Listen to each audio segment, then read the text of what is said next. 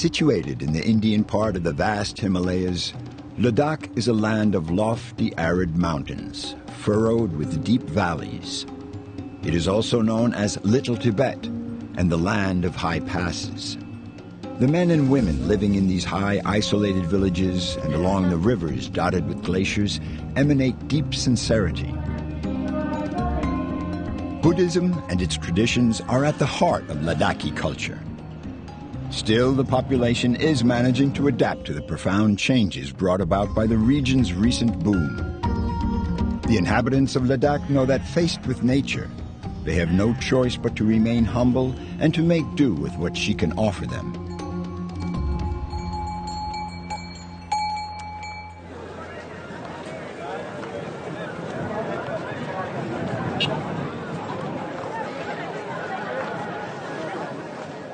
A vast crowd of believers from the four corners of the Himalayas has gathered here at the Hemis Monastery for the Naropa Festival.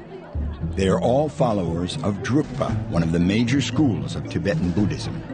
This huge festival takes place only once every 12 years. This branch of Buddhism is based on the teachings of Naropa, a holy man who lived in India in the 11th century.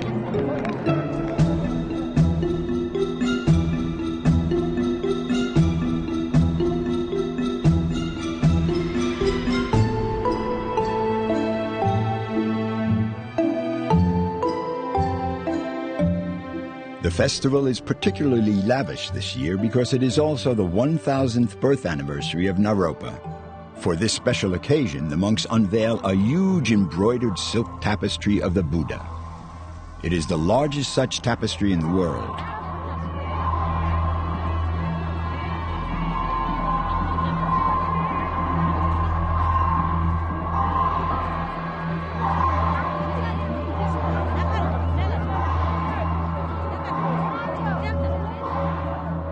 His Holiness Gyalwang Drukpa, the 12th reincarnation of Naropa, leads the festivities surrounded by the dignitaries of the monastery.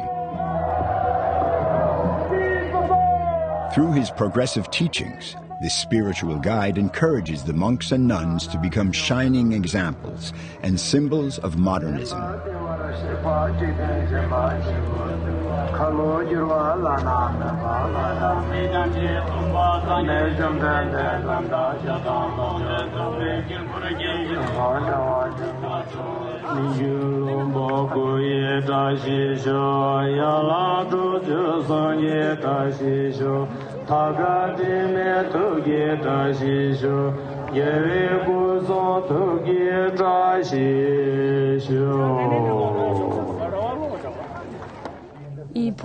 Does it hurt when you cough? Yes, it hurts a bit in my chest. And do you sleep well? Not as well as I used to. In a tent on the fringe of the gathering, Dorje is giving free consultations. She is a Buddhist nun studying medicine. Since early morning, she's been treating a constant stream of people. What's your name? Sondoma. How old are you? 66. 66. 66 years old. 4 years ago, Dorji left her quiet monastery in Ladakh to study traditional medicine at a school in Delhi. I'm simply overjoyed. I'm so lucky to be able to learn this profession. It was my dream to become a doctor. Now I can make a difference. I can help people. Here, a prescription for your bronchitis. It's true I haven't finished my studies yet, but these consultations allow me to practice and treat patients. It's a wonderful experience.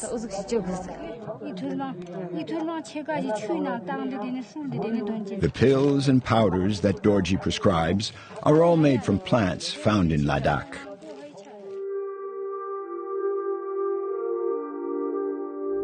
The daytime is devoted to religious instruction, but at night the colorful festivities take over.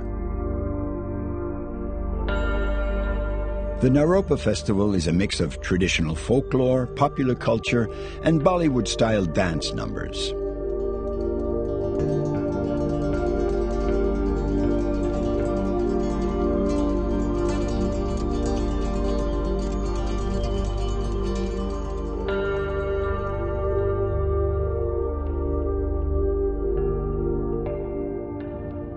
lights of the festival have gone dark, and silence has reclaimed the mountains.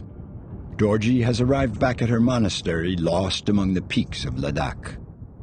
When she was 17, she decided to leave school to become a Buddhist nun, a profound and personal vocation. It was the choice of an altruistic life.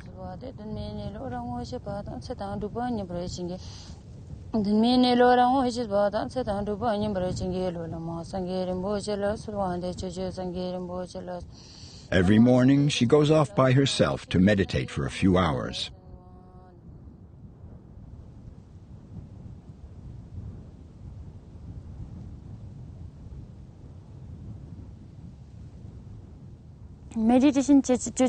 Practicing meditation is very beneficial. Seen from the outside, it looks simple, but it is in fact quite difficult. If you don't meditate regularly, you don't make any progress.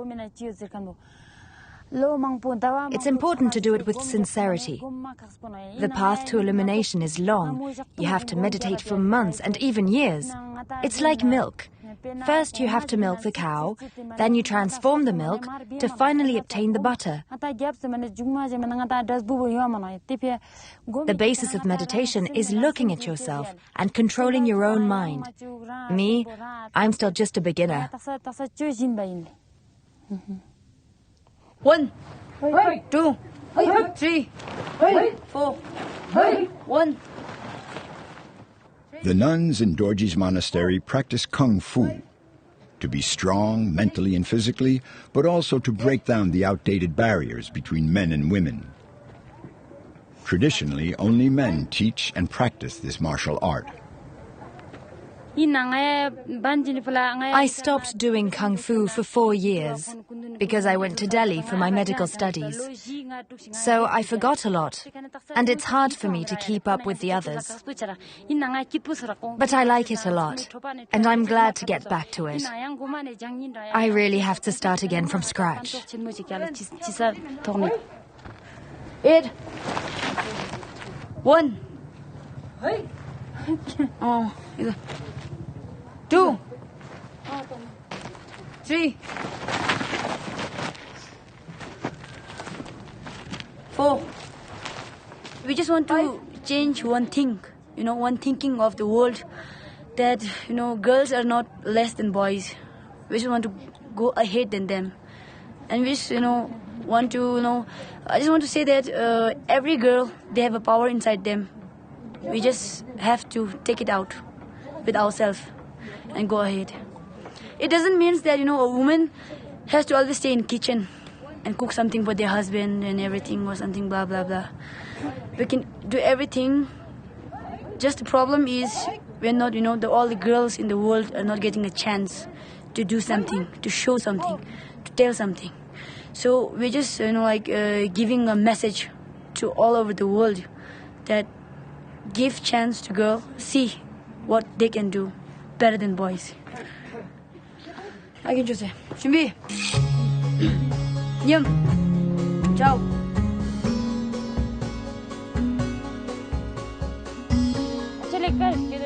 In a few days, Dorji will go back to Delhi to continue her studies. But first, she's going to visit her childhood village to gather medicinal plants along with 3 of her friends.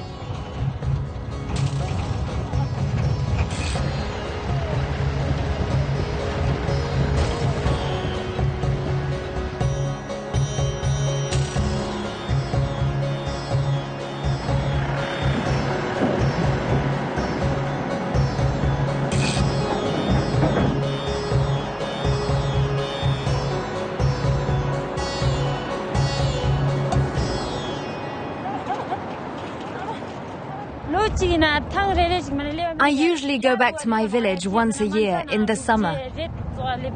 It's the best season for picking medicinal plants. Otherwise, it's not possible on account of my studies. It'll be great fun collecting plants with my friends and seeing my family. Mom, how are you? Hi, come on in. Come. Hi, Grandpa. How are you? I'm fine. Please sit down. Grandpa, would you like some tea? It's with salty butter. Where will we go for the plants? We'll see tomorrow. We'll get up around 3:30, and we'll leave around 5. I'm tired. My neck hurts. Dorji's village is perched up above 4,000 meters, the ideal altitude for what she's after. Medicinal plants are everywhere if one knows how to spot them. Hey, look! I think I found something. You see, that's it. This is tsava. Look, every part is useful. The flowers, the stem, the roots, each is used to treat a particular ailment. And we can mix it with other plants with different properties to make pills.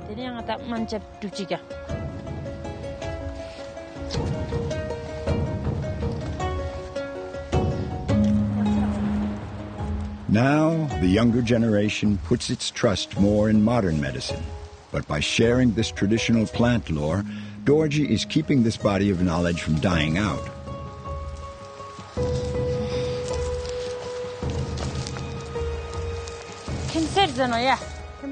This one is kemse. Show me. This is also a medicinal plant. It's good for treating back pains. So, in a nutshell, the 5 main plants are kemba, umbu, palu, shusuke, and sepet. With these plants, we can treat wounds and minor pains.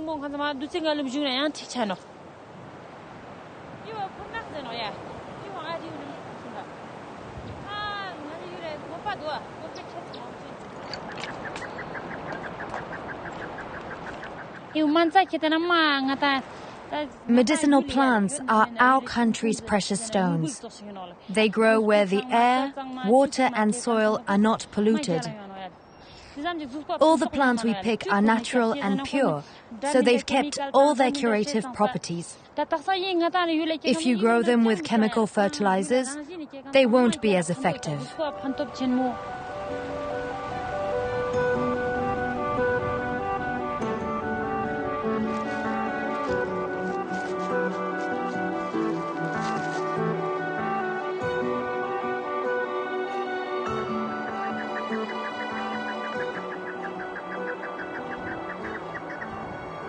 By studying medicine, Dorji is fulfilling herself as a woman and at the same time helping others.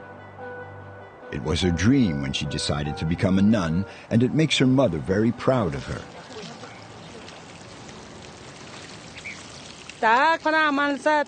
I'm very happy that Dorji is studying to become a traditional doctor. It's a good choice, because it's a noble calling. The only thing I want is for her to do well in this vocation, and I pray for that.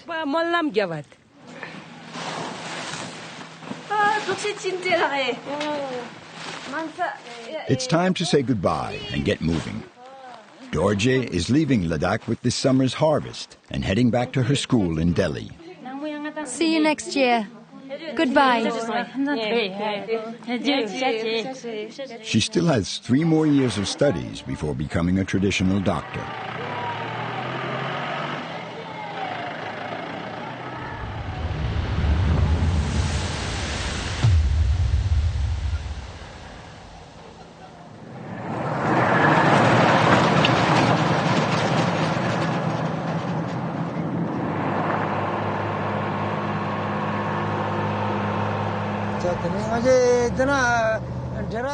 My truck is like a little apartment. I cook and sleep in it. I even spend more time here than at home. Sure, I'm glad to get home and see my family, but I'm also happy in my truck because I get to see new places and travel.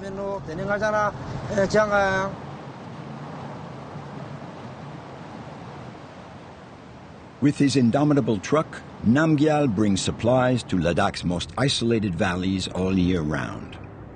Now, after a week on dizzying roads, he's heading home to Leh, the region's capital.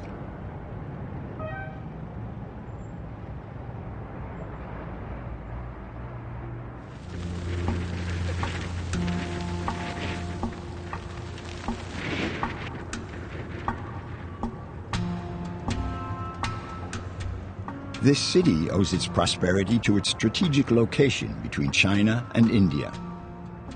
Back in the time of the Silk Road, Leh was a key stopover for the camel caravans. Now, with a population approaching 40,000, this noisy, dusty city continues to grow and attract villagers from the isolated communities higher up. Namgyal, like many Ladakhis, came to Leh looking for work when the state began to build roads to connect the valleys. At the time, they were recruiting drivers brave enough to handle construction trucks and tackle Ladakh's high mountain passes. Before he takes to the road, Namgyal buys the supplies he'll need for his trip. And now he'll pick up some really important items. Truckers in Ladakh have a very keen sense of style. Hey, my friend. Here, I'd like to buy one of these. Take your pick. How much? 100 rupees a pair. Do you have any in black? Let's go see inside. Okay, how much? 200 rupees. And I have a lot of nice stickers for you, too. Nah, I don't want any stickers. Come on. They're perfect for a truck.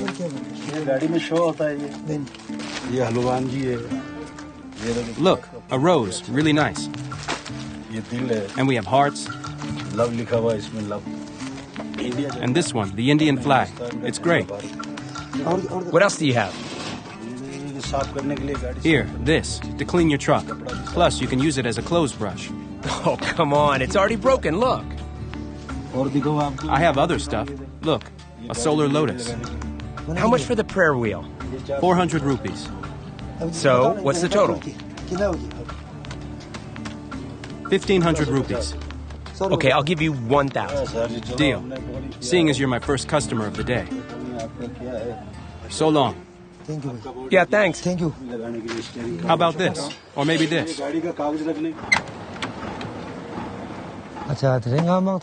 My truck is my work tool. And thanks to it, I can bring home the bacon. It feeds my family and puts my children through school. My truck is a Tata. I went to Jammu to get it in 2014, and then I drove it to Punjab to get it painted and decorated. Here in Ladakh, we like beautiful things.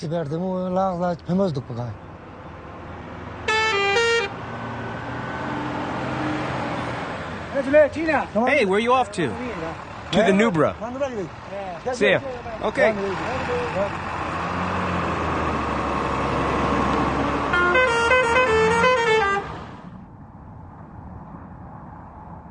From Leh to the Nubra Valley is only 120 kilometers as the crow flies, but the road trip is no walk in the park. There's a major hurdle, the Khardung, a pass perched up at 5,360 meters. This road is known throughout India and the rest of the world because for a long time it was the world's highest motorable road. It lost its title recently to the new roads that the Chinese built in Tibet. I like this road, and I know it like the back of my hand. As soon as the truck is loaded up, you have to get moving. And even if I'm afraid sometimes, I have no choice. The trucks are high and wide, but even worse, most of the road is very narrow. In good weather like this, it's okay. But it is dangerous when there's snow.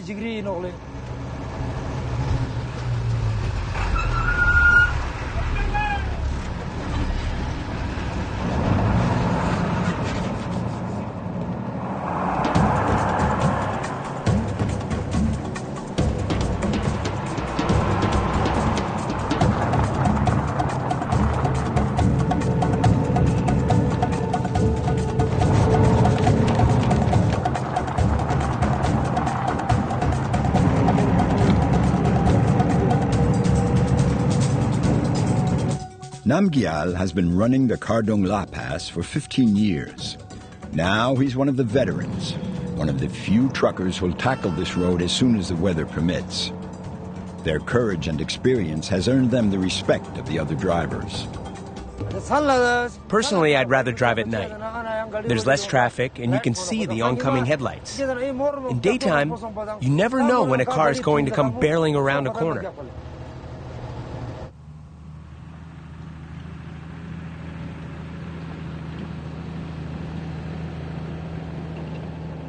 Driving at such high altitudes is a real challenge. Above 5,000 meters, the lack of oxygen prevents the motors from running smoothly. The Khardung La Pass has its price. The trucks are dragging and wheezing when they make it to the summit.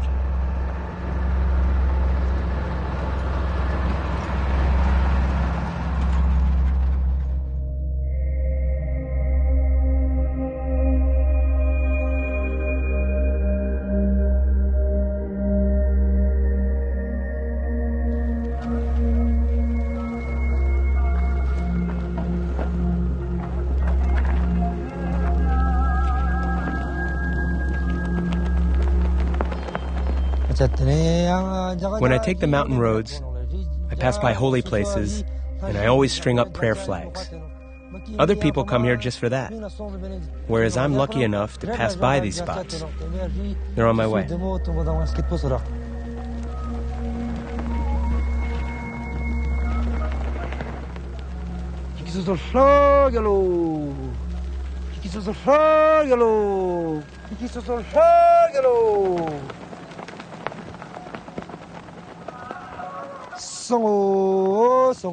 According to the Buddhist religion, the wind caresses the holy prayers and scatters them to the four winds, transmitting their messages to humanity and the gods.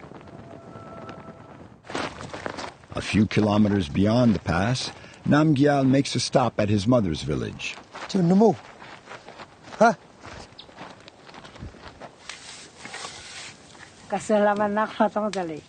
How far are you going today? Down to the end of the Nubra Valley, Mom. Be careful. Drive slowly, my son. How's the family? Oh, just fine. My son has had all sorts of jobs. He worked as a messenger boy, on construction sites. He was also in the army. He's always been the one to put food on the table. I can't remember if he got his elementary school certificate. He left school when his father died, because we didn't have any money. Sometimes I'll bring my mother some flour and fruit. There are no orchards here. We're too high up. Otherwise, I'll send someone to bring her some apples and apricots. I don't come through here very often, because right now, the shipments are going to Changtang in India. When I make a long-haul trip, it lasts at least 20 days.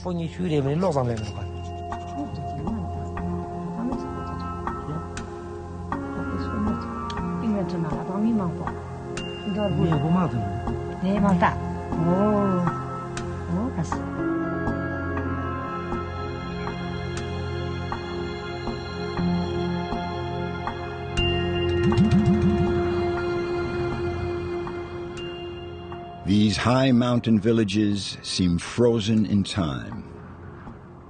Cut off from the rest of the world for a good part of the winter, these small communities of robust men and women come back to life in the springtime when the roads reopen.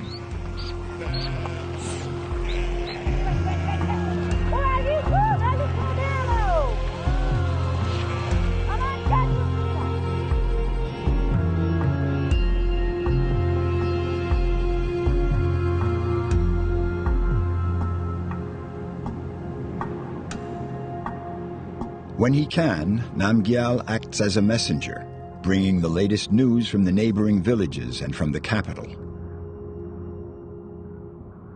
The Nubra River Valley, situated close to the Pakistani border, is one of the most well-preserved regions of Ladakh. With its lower altitude and milder climate, it is the orchard of Ladakh.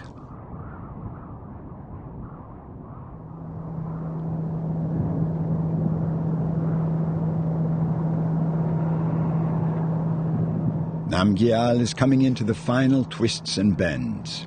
His trip is ending. He'll be able to deliver his shipment.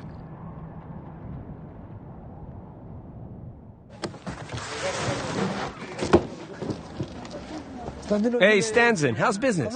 All right, thanks. Here, that does it.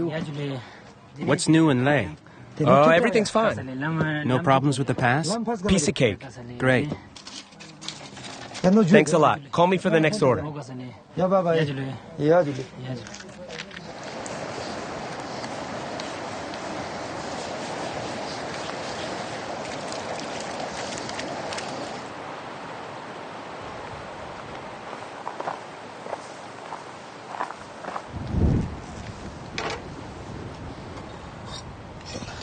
At the end of each day, I try to find a nice place to pass the night.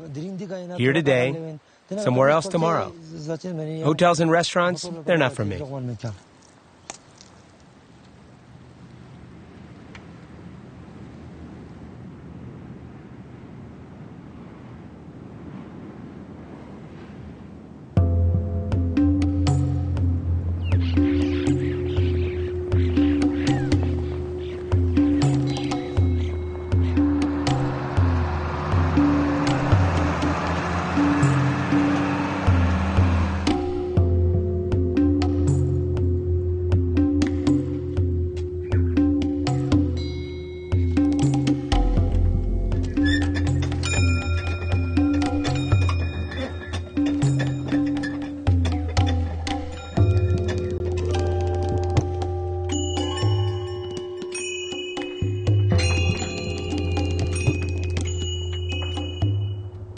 Before leaving the Nubra Valley, Namgyal stops at Diskit, a 14th century monastery clinging to the mountainside like an eagle's nest.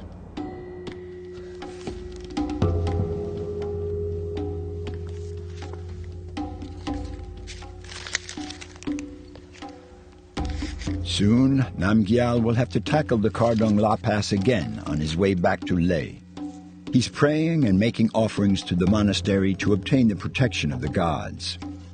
He'll even have his truck blessed.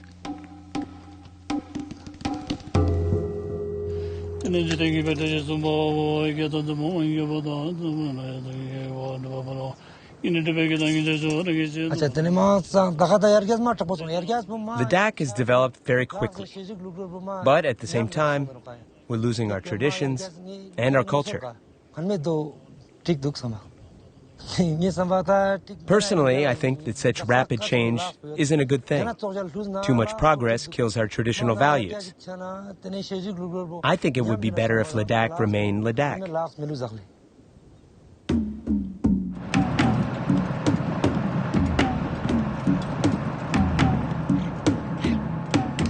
Traveling at the wheel of his truck, Namgyal has witnessed firsthand the radical changes his country has been going through. A native of the mountains, he travels the length and breadth of Ladakh to earn a living for his family.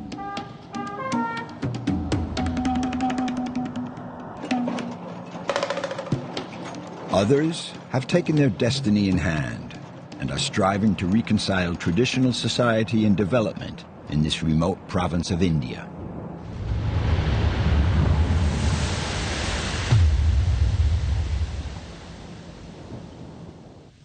My name is Stanzin Dorje, but everybody calls me Stanzin Gya, because Gya is the village where I was born and raised. Having my village's name added to mine means a lot to me, because I'll never forget my roots.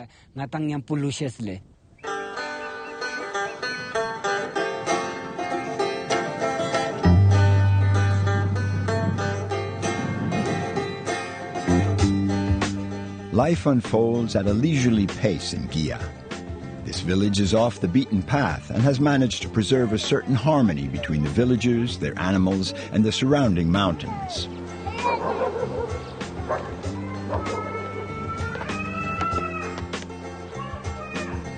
Gya is one of Ladakh's oldest villages. They've found traces of human activity here dating back to the 2nd century BC. It's harvest time, and all through the village they're grilling the freshly picked barley.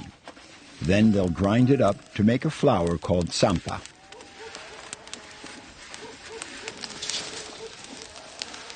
There's a lot to do at this time of year. So Stanzen has come back to his village to lend a hand to his brother and sister-in-law.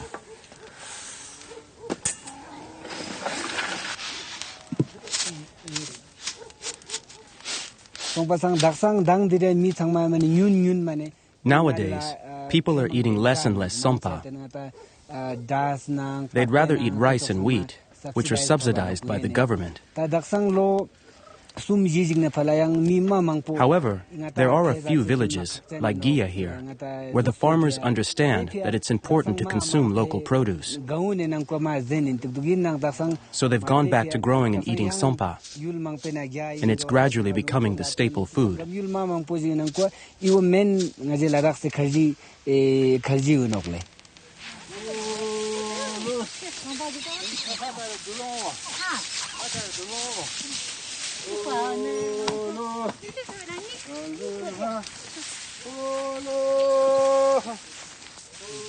Until the age of 15, Stanzen was a shepherd along with his sister. Then, when he still could hardly read or write, he left his village to pursue his education. Since then, he has traveled widely in India and abroad, and he would like the whole community to benefit from his experience. We've recently started growing sweet peas here. The problem is that the seeds are expensive because they come from Kashmir and Delhi. So, to be self-sufficient, the farmers keep seeds from the harvest to sow the following year. They don't have to buy them anymore. And peas grow really well here.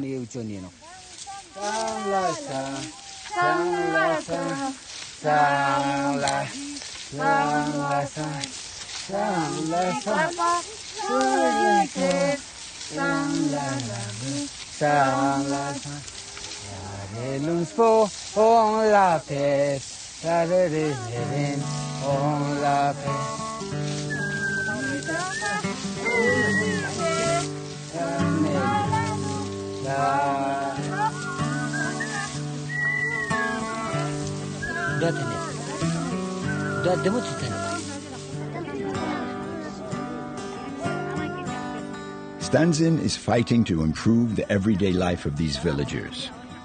He has an ally in this undertaking, his friend Christiane Mordelet, a French woman with a passion for Ladakh. Their goal is to reorganize the community based on sound, sustainable farming methods. Together, they founded an association of the region's shepherds and a cooperative run by the women of the valley's 4 villages. The farmers and the shepherds are in fact completely interdependent. And if the shepherds disappear, so will the farmers. And then the village will disappear. So they need a little bit of help from all sides to try to re-establish a new constructive connection and mutual respect among all the concerned parties. The women are certainly proud of what they're doing. And so are we. Et puis nous aussi.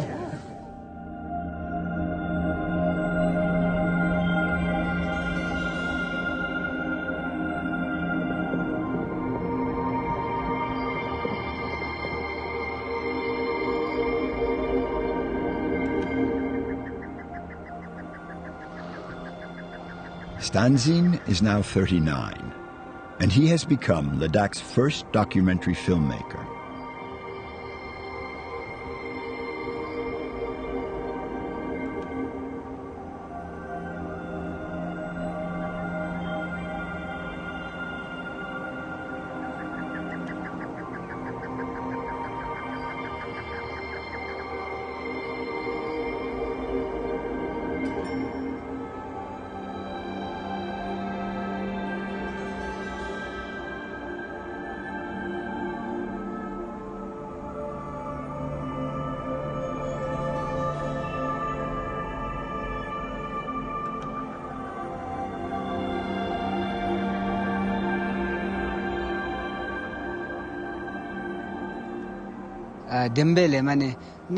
Whenever I come here, whether in summer or in winter, it immediately reminds me of a story. Before my father died, A lot of nomads would come to sell salt in Gya, my village. I asked my father, where does that salt come from? He told me that there was a lake high up, Lake Sokar, and the salt came from there. I was 13 or 14. Thank God I've been lucky enough to travel, but every time I come back here, it makes me cry for joy. It's just so beautiful. No writer, no composer could ever express all the beauty of this place. This lake is not only a delight for the eyes. You can feel in your heart that this is like a resting place for the gods and goddesses.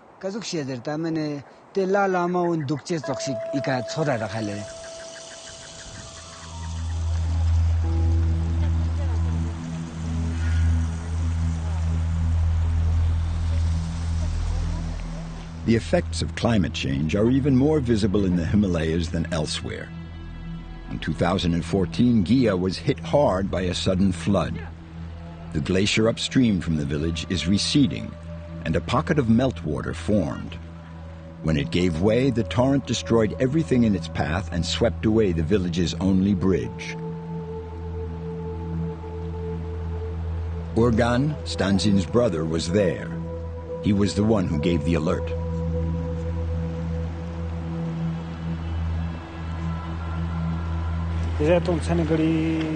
It was around 11 o'clock at night. The water hadn't risen yet, but I noticed a strange smell. Then later, around midnight, I heard an enormous noise. The water started rising, and it kept rising. Around 4 in the morning, the water had risen above the bridge, and it was cascading over it. After a while, half the bridge was torn away, and the force of the water ripped away the banks.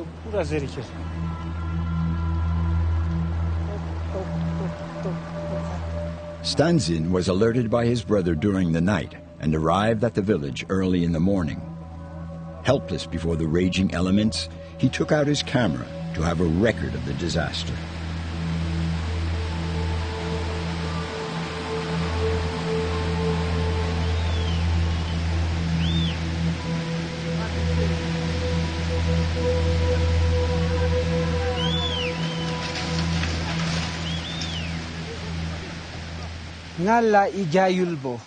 Before, our village of Gya, and even the entire region of the Himalayas, was a real paradise.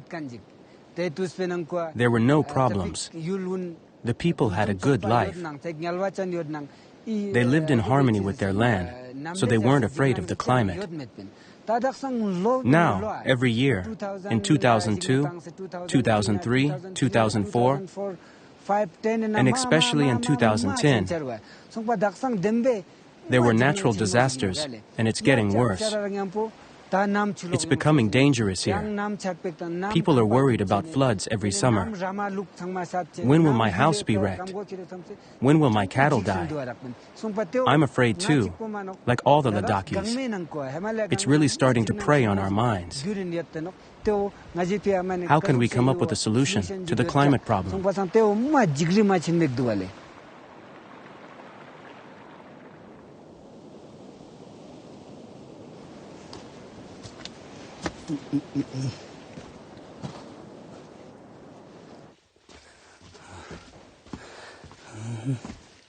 The family house was spared by the flood of 2014. Stanzin comes home to his village, far from the bustling capital where he lives half the time, to enjoy the peace and quiet. Here, in the cocoon of his childhood, he finds the inspiration for his film projects. It's not easy living everyday life with one foot in the modern world and one foot in tradition. I'm not the only one who feels torn like this. A lot of Ladakhis feel somewhat lost. If you live your life respecting the traditions, you miss out on the modern world. And if you live in the modern world, you lose the traditions. There's a huge question mark between these two worlds.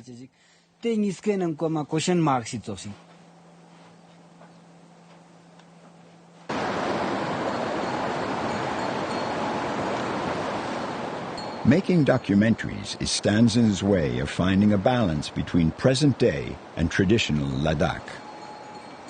His extraordinary destiny has taken him traveling, in his childhood when he was a shepherd with his sister, then later abroad to international film festivals. But Stanzen has never forgotten where he comes from. His sister is still a shepherdess. As a tribute to her, he made her the subject of one of his documentaries, The Shepherdess of the Glaciers.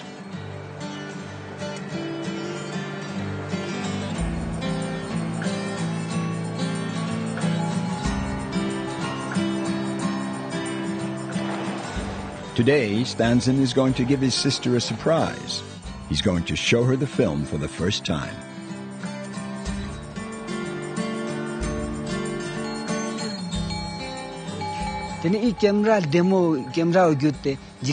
Thanks to my camera, I can transmit the beauty of Ladakh and the Himalayan mountains, the beauty of its people.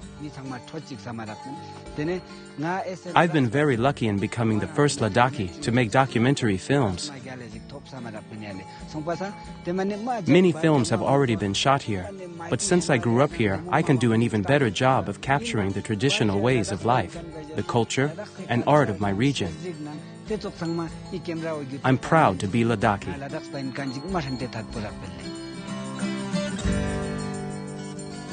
His sister, Tsering, is still living with her flock a half-day's hike from the village. The only human being in these rugged mountains, 4,500 meters up, she is one of the village's last shepherds. Yo.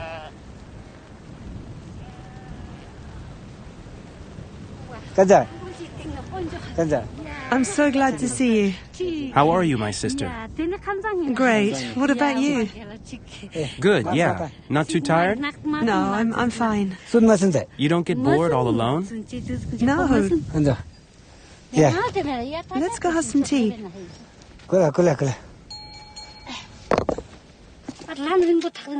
You have a good trip? I surprised you, didn't I? I was wondering who it was in the distance. I didn't recognize you. Tsering lives in her tent year-round.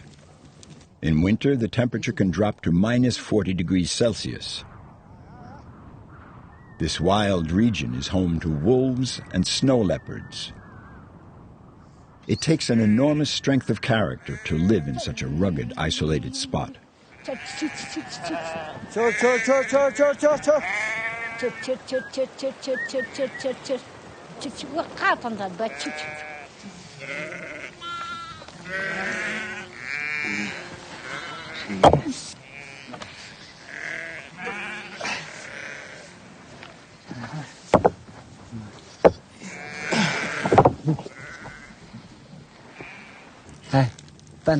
You want to see it?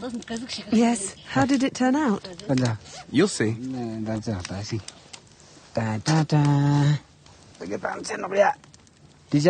It's the film I did about you, remember? Yes, I remember. I'll show it to you on my computer.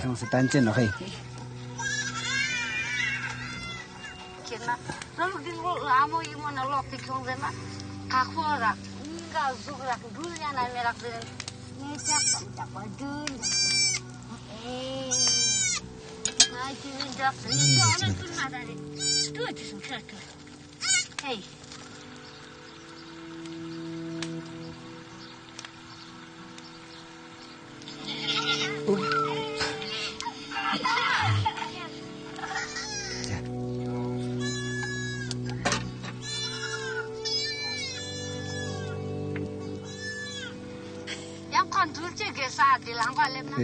Come on, watch the film. Look, it's your film. It's embarrassing. I'm shy. Don't be embarrassed. Look, it's beautiful.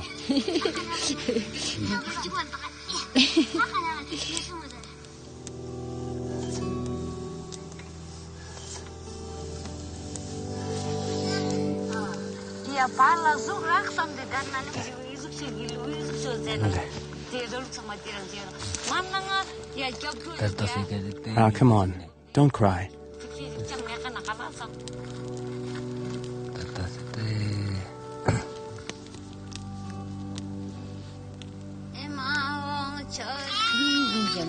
Oh, my little baby goats. They're like your little children, huh? Yes, they're so cute. I love them.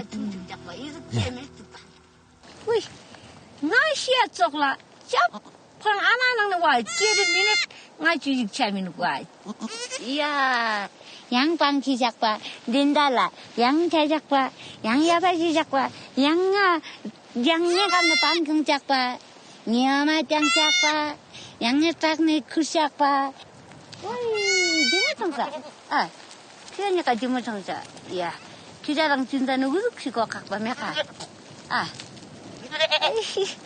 기자랑 준다는 우습시고 각바 니 기자랑 우습시는 아차초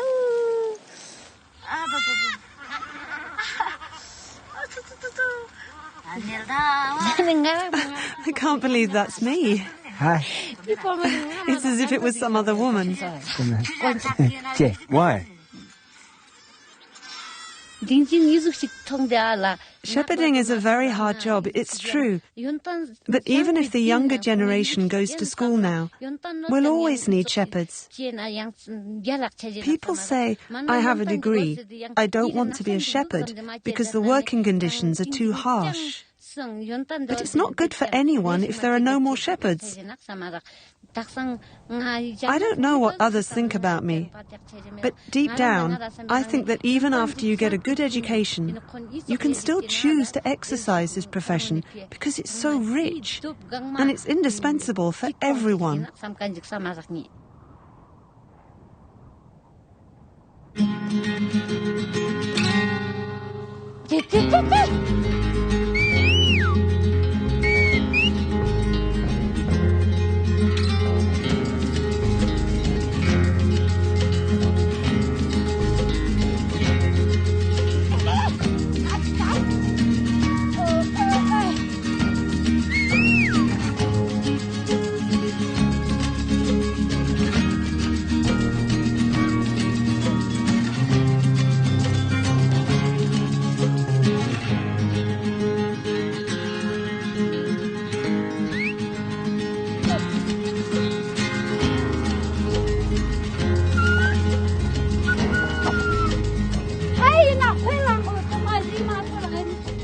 As he accompanies his sister with her flock, Stanzin is taken back to his childhood. He remembers all the special moments he shared with Tsering. From his vantage point up in these mountains, Stanzin can measure just how far he has come in life.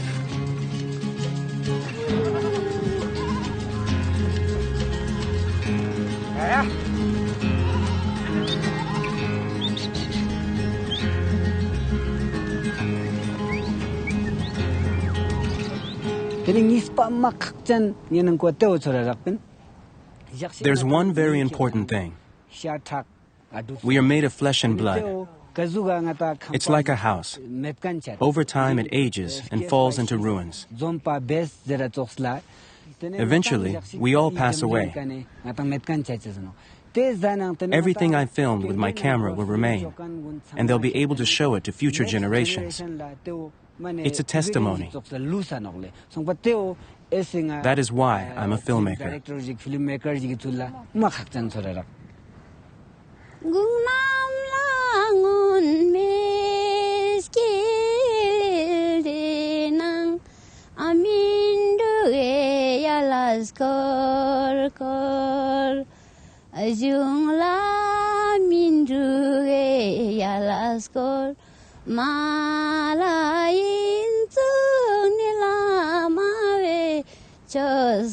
Choskorain jungla minduge alaskol malain jungni mi pame choskorain. Muchachos, yang los palos de hoy.